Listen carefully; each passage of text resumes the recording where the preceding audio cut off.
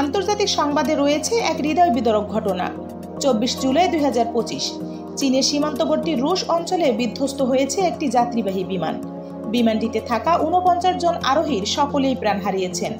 চলুন জেনে নিই ঘটনার বিস্তারিত। রাশিয়ার খাবারোভস্ক অঞ্চলে 24 জুলাই সকাল 7:15 একটি সোভিয়েত যুগের যাত্রীবাহী বিমান অ্যান্টনভ 24 আকাশে নিয়ন্ত্রণ হারিয়ে বিধ্বস্ত হয়। রাডারের সঙ্গে যোগাযোগ বিচ্ছিন্ন হওয়ার কিছুক্ষণের মধ্যেই এটি চীনের সীমান্ত সংলগ্ন আমুর অরণ্যে ভয়াবহভাবে ভেঙে পড়ে। দুর্ঘটনায় বিমানে থাকা 49 জন আরোহীর সকলেই নিহত হন। প্রত্যক্ষদর্শীরা জানান, বিধ্বস্ত হওয়ার পরপরই বিমানটিতে আগুন ধরে যায়, যার ফলে উদ্ধার কাজ কঠিন হয়ে পড়ে। উদ্ধারকারী দল ঘটনাস্থলে পৌঁছায় 1 ঘন্টার মধ্যে।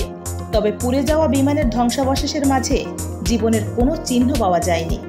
রাশিয়ার জরুরি পরিষেবা ও প্রতিরক্ষা মন্ত্রণালয় জানিয়েছে, ঘন কুয়াশা ও যান্ত্রিক ত্রুটিকে প্রাথমিক কারণ হিসেবে ধরা হচ্ছে। তবে দুর্ঘটনার সঠিক কারণ অনুসন্ধানে তদন্ত চলছে।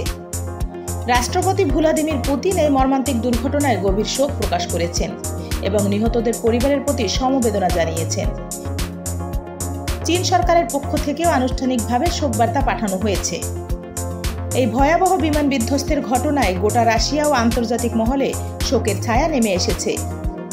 বিপর্যয়ের এই দুঃখজনক অধ্যায় যেন ভবিষ্যতের জন্য সতর্ক বার্তা হয়ে দাঁড়ায়।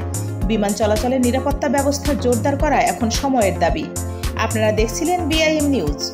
দেখা হবে পরবর্তী নতুন কোনো সংবাদে। ততক্ষণ নিরাপদে থাকুন, সুস্থ থাকুন, সচেতন থাকুন। ধন্যবাদ।